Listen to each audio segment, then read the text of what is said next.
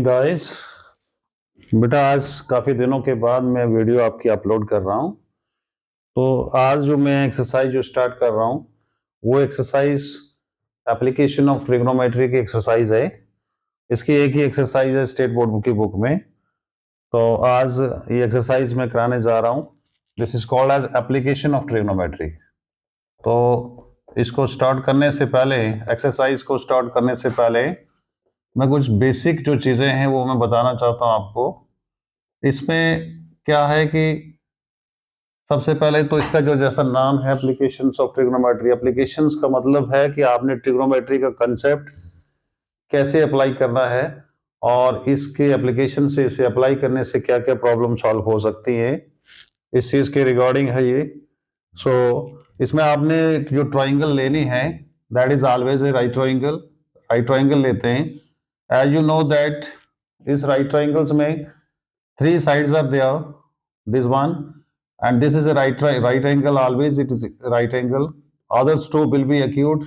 अगर ये एक एंगल 90 है तो बाकी दोनों जो हैं वो आपके एक्यूट एंगल होंगे। तो इस एक एक्यूट एंगल में से आप एक एंगल को सपोज थीटा कंसीडर करते हैं।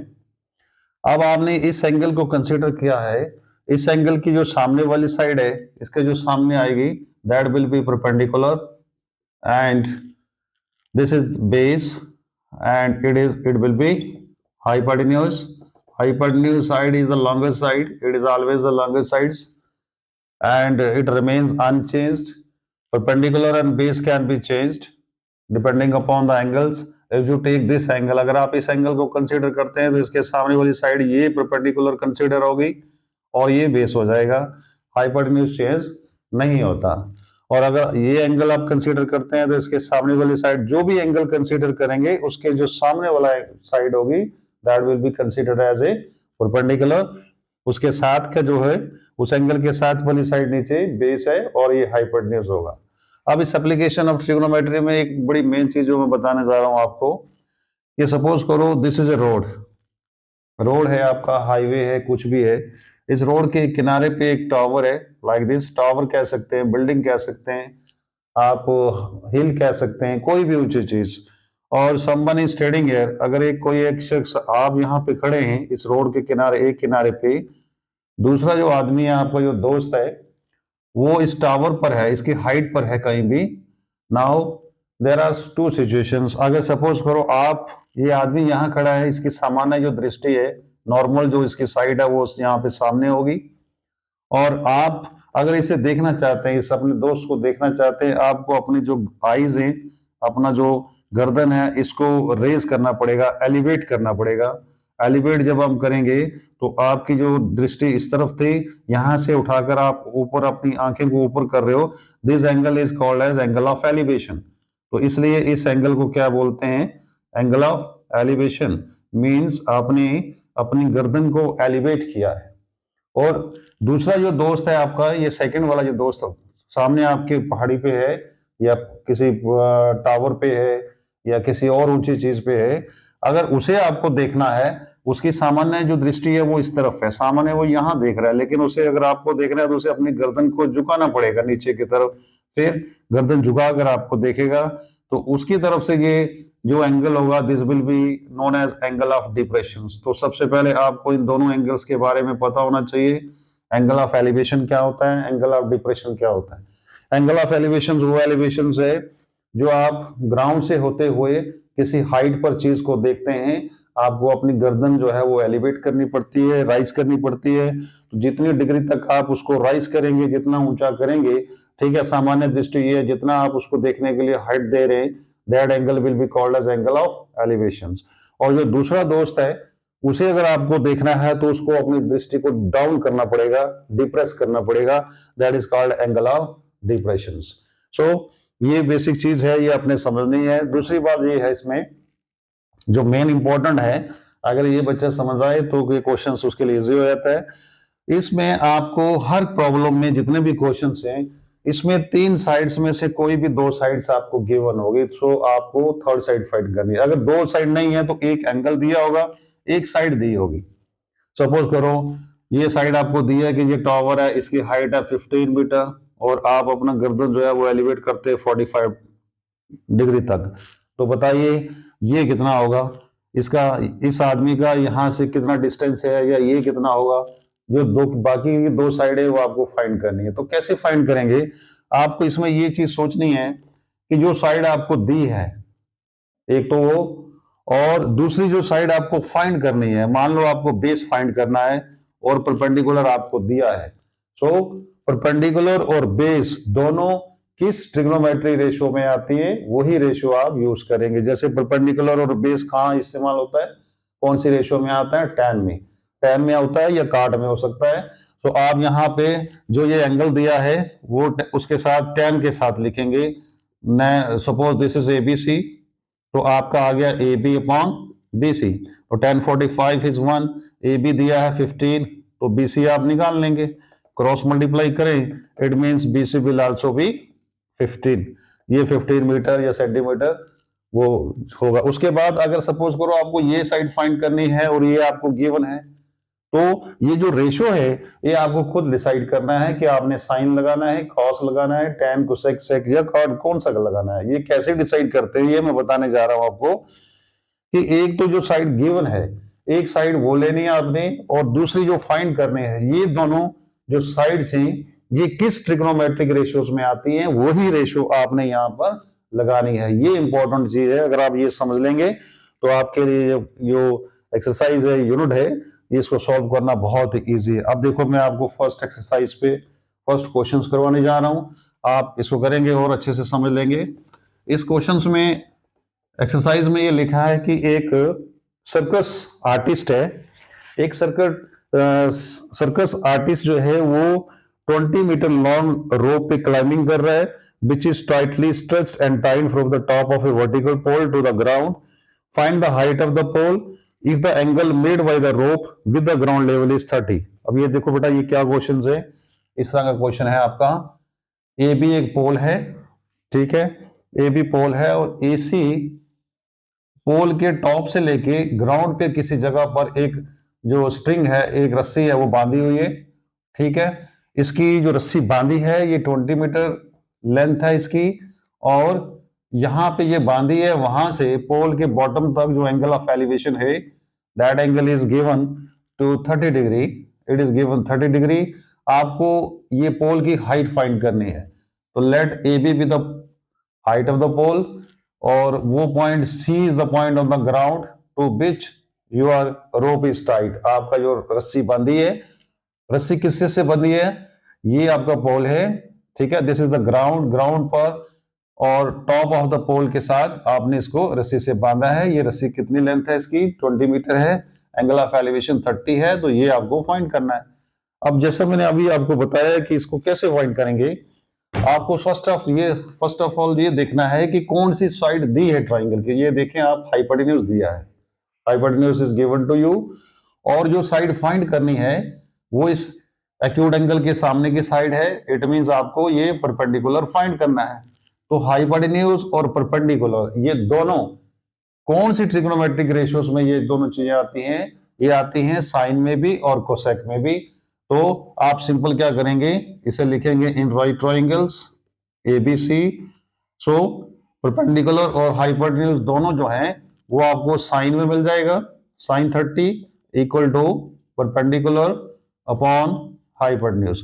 So sin 30, you know that the value of sin 30 is 1/2 equal to AB, and AC is 20, बटा इसको क्रॉस मल्टीप्लाई करेंगे, equal to 20. Now AB is 20/2, that is, so in this way you can find the height of the pole. तो आपकी height जो पोल की जो है वो कितने मीटर हो गई, 10 मीटर हो गई। इस तरह से आपने ये क्वेश्चन सॉल्व किया, वेरी सिंपल। अगर सपोज करो आपको ये निकालना होता है इसका BC, तो फिर क्या करते हैं हम लोग, हाइपोटेन्यूज दिया है और बेस निकालना है, तो बेस और हाइपोटेन्यूज जो है ये दोनों कॉस में आते हैं, तो आप साइन की जगह सिंपल cos 30 लगा लेते और cos 30 की वैल्यू लगाकर आप इसको फाइंड कर सकते हैं। अब आपको ये क्वेश्चन समझ आ गया होगा, ये कंसेप्ट आपके समझ में आ गया होगा कि आपको ये देखना है कि कौन सी साइड आपको गिवन है और which side you have to find out. Both the sides जो ये दोनों साइड्स किस रेशो में आती हैं, उसी रेशो को आप लगा करके आप उसको जो है फाइंड कर सकते हैं। अब मैं आपको सेकंड क्वेश्चन कराता हूं इसका। इसमें सेकंड क्वेश्चन में ये लिखा है, एक पेड़ है, आपने देखा अक्सर पेड़ पेड़ क्या होते हैं, जब भी कभी तूफान आता है तो पेड़ जो है वो टूट जाते हैं, और जहां से वो टूटते हैं, जिस पूरे तो नीचे तो कुछ कभी तो अपरूटेड हो जाते हैं, कभी सेंटर से टूट जाते हैं। जब सेंटर से टूटेगा, कहीं से भी टूटेगा, तो उसके ऊपर टूटा हुआ भाग जो है वो जमीन पे आके लटक जाता है, गिर जाता है। फॉर एग्जाम्पल आपका ये एक पेड़ था, ठीक है, ये उसकी हाइट थी ए से बी। ड्यू टू स्टॉर्म ये पेड़ आपका यहां से टूट गया, इस पॉइंट से टूटा, और ये पॉइंट टूट कर कहाँ आएगा, नीचे ग्राउंड पे आ जाएगा। ये पोर्शन यहाँ पे सपोज करो पहुंच गया, और ग्राउंड पे जिस जगह पे टच किया उसका नाम रख लीजिए आप डी, और आपने इसको ज्वाइन कर दिया। तो ये याद रखिए, जो AC है यही टूटकर आपका यहां पर आया है, तो जो CD है वो आपका AC के बराबर है। तो इसमें ये लिखा है कि a tree breaks due to storm and broken part bends so that the top of the tree touch the ground making an angle of 30 degree with it. तो एंगल ऑफ एलिवेशन कितना बन रहा है इसके साथ, 30 डिग्री एंगल ऑफ एलिवेशन बना इसके साथ। और फुट ऑफ द ट्री से लेके उस पॉइंट तक जहां पे ये ग्राउंड में टच किया, ये फुट ऑफ द ट्री है, ये वो पॉइंट है यहां पर ग्राउंड से टच किया है, ये इन दोनों का जो डिस्टेंस है ये दिया आपको 8 metre. It is given to you, आपको ये बताना है इसमें कि पूरे पेड़ की हाइट कितनी है। Find the height of the tree. आपने ये हाइट फाइंड करनी है बेटा। कैसे फाइंड करेंगे, जैसा मैंने आपको बताया, इसमें हमें ये भी फाइंड करना है BC, और हमें AC भी फाइंड करना है। इन दोनों को फाइंड करके इसे प्लस करेंगे तो पेड़ की टोटल हाइट आ जाएगी। अब one by one, step by step, सबसे पहले हम इस साइड को फाइंड करते हैं, CB को। कैसे फाइंड होगी, आपको ये देखना है कि जो साइड गिवन है वो कौन सी है, वो बेस दिया है, और बेस के सामने वाली जो एंगल है, ये एंगल आपका 30 है, इसके सामने वाली साइड होती है परपेंडिकुलर। सो परपेंडिकुलर आपको फाइंड करना है, बेस आपका गिवन है, तो परपेंडिकुलर और बेस ये दोनों कौन सी रेशियो में आते हैं, 10 में आते हैं। सो सबसे पहले हम क्या लगाएंगे, tan 30 equal to perpendicular upon, तो tan 30 की वैल्यू जो आप जानते हैं 1/√3, और BC आपको फाइंड करना है, BD आपका आ गया है 8। क्रॉस मल्टीप्लाई करेंगे इसे, BC into √3 equal to 8, BC 8/√3। कभी भी डिनोमिनेटर को रूट में नहीं रखना, इसे रैशनलाइज करेंगे, इसका रूट खत्म हो जाएगा, √3 को 3 से करेंगे 3। ये आपका आधा पोर्शन निकल गया पेड़ का आधा पोर्शन निकल गया, जो टूटा नहीं था। जो टूटा है अब वो निकालेंगे, टूटा है जो AC है, तो वो AC कैसे निकलेगा, वो इस ट्रायंगल का तो पार्ट है नहीं, लेकिन जैसा मैंने आपको बताया कि ये टूटा हुआ पार्ट ही लटक कर यहाँ पर आया है, तो ये जो CD है ये इसी AC ही है, AC ही लटक कर यहाँ पे आया है, इसलिए हम CD फाइंड करेंगे तो AC के बराबर हो जाएगा। अब CD जब फाइंड करेंगे तो आप इस ट्रायंगल में देखिए, इसके सामने वाली साइड परपेंडिकुलर है, ये हाइपोटेन्यूज है, ये बेस है, तो बेस गिवन है, हाइपोटेन्यूज अब आपको फाइंड करना है।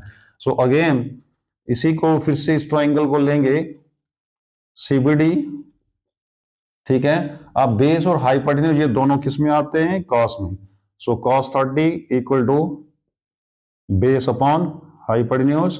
cos 30 की वैल्यू आप जानते हैं √3/2, BD आपका 8 हो गया, CD आपको फाइंड करना है, क्रॉस मल्टीप्लाई करेंगे इसको, 8 2 16, सो CD इक्वल टू 16 अपॉन, फिर से आप इसको रैशनलाइज करेंगे ताकि इसका जो डिनोमिनेटर है वो रैशनल हो जाए। ये आ गया CD। जैसा मैंने बताया CD आपका AC के बराबर है, तो CD की जगह आप AC लिख सकते हैं। ये आ गया आपका। अब दोनों पार्ट्स को आप ज्वाइन कर लें तो आपकी ट्री की जो हाइट है वो फाइंड आउट हो जाएगी। Height of the tree equal to AC plus BC।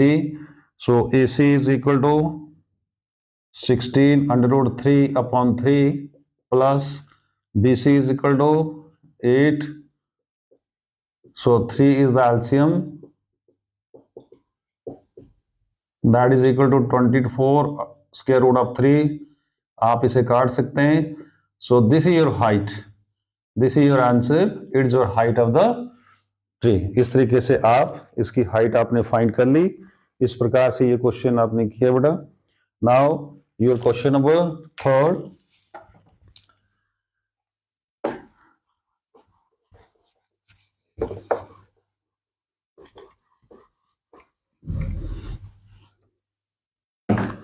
अब देखिए इसका जो थर्ड क्वेश्चन है उसमें ये लिखा है, एक कंट्रैक्टर, कंट्रैक्टर आप जानते हैं एक किसी ठेकेदार को कहते हैं जिसे किसी भी काम के लिए कोई ठेका दिया जाता है। इसने 2 स्लाइड्स इंस्टॉल की बच्चों के लिए पार्क में, और जो बच्चे हैं वो 2 कैटेगरी के हैं। एक 5 साल के नीचे वाले बच्चे हैं, अंडरस्टूड है, उनके लिए जो स्लाइड होगी वो छोटी हाइट की होगी, और दूसरे बच्चे जो हैं, जो एल्डर बच्चे हैं, बड़े बच्चे हैं, उनके लिए जो हाइट है वो 3 मीटर रखी गई है स्लाइड की। और बताना ये है कि दोनों केसेस में जो स्लाइड की लेंथ है वो क्या होगी। देखिए for the children below age, अब 2 कैटेगरीज हैं। एक कैटेगरी है बिलो 5 ईयर्स, जो 5 साल के कम बच्चे, उनके लिए जो हाइट है उसमें के below the age of the she prefers to have a slide whose top is at height of 1.5 metre. उसके लिए जो उन्होंने स्लाइड लगाई है उसकी हाइट है बेटा 1.5 मीटर, 1.5 मीटर। और ये स्लाइड है, इस प्रकार से बच्चे यहां से ऊपर राइज करते हैं, चढ़ते हैं, और वहां से स्लिप करते हैं और यहां पे पहुंचते हैं। ठीक है, सो इसकी लेंथ फाइंड करेंगे आप। इसमें जो एंगल ऑफ एलिवेशन है that is given to you, it is 30 degree, it is 30 degree. और दूसरी कैटेगरी है अबव 5 ईयर्स, जो 5 साल से बड़े बच्चे हैं, उनके लिए जो स्लाइड की हाइट है ग्राउंड से वो 1.5 मीटर की जगह 3 मीटर है, आप इसकी लेंथ मान सकते हैं। और ये स्लाइड है, यहां से बच्चों ने फिसलना है। यहां पर जो एंगल ऑफ एलिवेशन है that is given 60 degree. Naturally जितनी हाइट ज्यादा होगी उतना एलिवेशन ज्यादा होगा। दोनों केसेस में आपने इनकी लेंथ निकालनी है। इसकी लेंथ आप L1 मान लो, इसकी मान लीजिए आप L2। तो ये दोनों L1 और L2 दोनों आपने फाइंड करनी है। देखो कैसे फाइंड करेंगे बेटा। सबसे पहले आप इस ट्रायंगल में आ जाइए, जैसा मैंने आपको बताया है। इसमें जो साइड आपको गिवन है वो परपेंडिकुलर है और हाइपोटेन्यूज आपको निकालना है। तो परपेंडिकुलर और हाइपोटेन्यूज दोनों जो हैं आप जानते हैं वो कौन सी ट्रिग्नोमेट्रिक रेशियोज में आते हैं, वो आते हैं साइन में। So sine 30 equal to perpendicular upon base. Sine 30 you know 1/2, A B is this, and cross multiply करेंगे आप, equal to 2 into 1.5, so that is 3। So जो पहली स्लाइड है वो उसकी जो लंबाई है वो हो जाएगी 3 मीटर। अब आ जाइए इस पे, सेम वैसे ही करेंगे आप। इसमें भी परपेंडिकुलर आपको दिया है और हाइपोटेन्यूज निकालना है, तो अगेन साइन ही लगाएंगे, लगाना ही साइन पड़ेगा। कोसेक भी लगा सकते हैं, दोनों में से कोई भी लगा सकते हैं। So this is P R, sine 60 की value you know that √3/2, P के O is 3 and this one is L2, cross multiply होगा 6,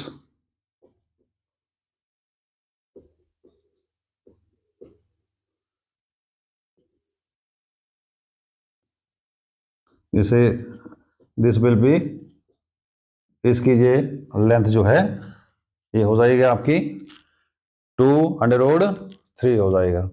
सो इस प्रकार से आप इसकी, ये सेकंड स्लाइड है, इसकी लेंथ आ गई आपकी। ठीक है, इस प्रकार से ये क्वेश्चंस बट आप कर सकते हैं। नेक्स्ट इज फोर्थ क्वेश्चन है इसका, इस एक्सरसाइज का, वो देख लीजिए कैसे करना है।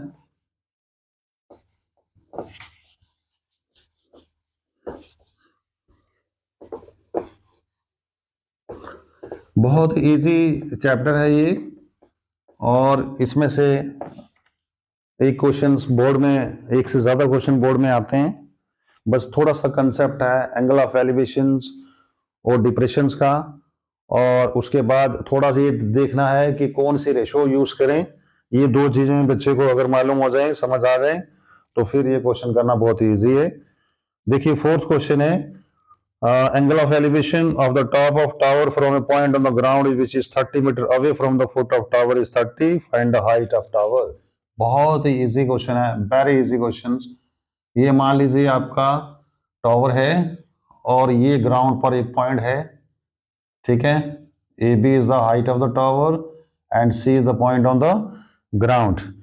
तो angle of elevation of the top of tower from a point on the ground, ये आ गया from the point on the ground, ये आ गया टॉप ऑफ द टावर। तो यहां से जो एलिवेशन है वो दिया है बेटा आपको, this elevation is how much, this elevation is 30 degree, और दूसरी चीज जो दी है इसमें which is 30 metre away from the foot of tower, और ये जो है ये 30 मीटर इसका डिस्टेंस है टावर से, ग्राउंड पे जो पॉइंट है उसका, find the height of the tower, और आपको इसकी हाइट निकालनी है। You have to find the height of the tower. Very simple question. एक बार once again we I am going to read it. Angle of elevation of the top of a tower from the point on the ground which is 30 metre away from the foot of the, ठीक है। ये जो tower है ये इस foot of the tower, इस point से 30 metre दूर है, ये बताना है। आप सिंपल देखिए, इसके सामने वाली साइड परपेंडिकुलर आपको निकालनी है और बेस आपको दिया है, तो परपेंडिकुलर और बेस दोनों tan में आता है बेटा, तो इसलिए आप कौन सी रेशो लगाएंगे, tan 30 equal to A B upon B C. tan 30 की वैल्यू 1/√3 और B C is cross multiply कर लेंगे आप इसको, so this will be h√3 equal to 30। Rationalise करेंगे, डिनोमिनेटर को रूट में नहीं रखना, अगर रूट में आता है, इरेशनल आता है, तो आप उसे रैशनल करेंगे। This is the height of the, तो ये उसकी हाइट हो गई। बस सिंपल सा क्वेश्चन है, बस इस तरह से इसकी हाइट निकालनी है, 10√3। इसी तरह से क्वेश्चन नंबर 5 है इसका, इस एक्सरसाइज का 5th क्वेश्चन ये है कि एक kite is flying at a height of 60 metre above the ground. यहां पर एक काइट जो है वो फ्लाई कर रहा है, ये काइट ग्राउंड से 60 मीटर ऊंचा है। सपोज के is the position of kite, ये ग्राउंड पर वो पोजीशन है, अगर वर्टिकल पोजीशन, वर्टिकल कितनी हाइट पे है वो, और यहां से ये इस काइट के साथ जो स्ट्रिंग लगी है, धागा है, इस धागे में कोई स्लैकनेस नहीं है, मतलब बिल्कुल भी ढीला नहीं है, ऐसा इस क्वेश्चन में गिवन है आपको। और the string attach to the kite is temporarily tied to the point on the ground. ये पॉइंट है आपका ग्राउंड पर, जो पॉइंट है इसके साथ, ये स्ट्रिंग के साथ इस काइट को बंधा है, और इस प्रकार से ये जो एंगल ऑफ एलिवेशन है इसका, that is 60 degree, it is 60 degree. उसके बाद kite is flying at the height of, इसकी हाइट कितनी है ग्राउंड से, इसकी हाइट है 60 मीटर। आपको सिंपली ये बताना है कि इस जो स्ट्रिंग है इसकी लेंथ कितनी है, सिंपल एल फाइंड करना है। सो कैसे फाइंड करेंगे, अब तो आप समझ चुके होंगे कि इस एंगल के सामने वाली side perpendicular is given to you, और हाइपोटेन्यूज आपको फाइंड करना है बेटा।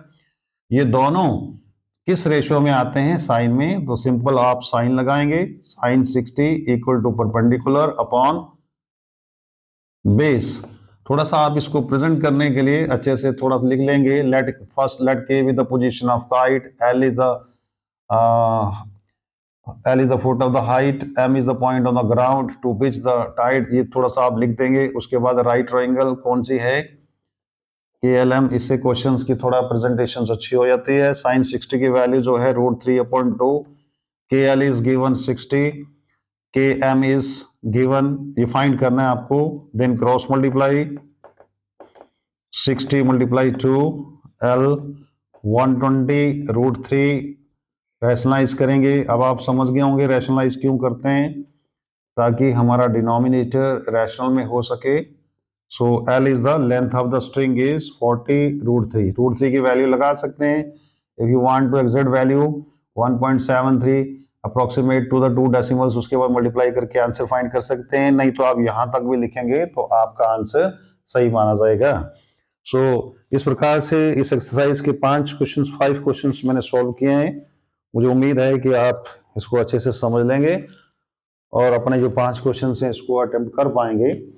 इसके आगे के जो क्वेश्चन है वो मैं आपके लिए नेक्स्ट वीडियो में लाऊंगा। तो thanks for watching this video.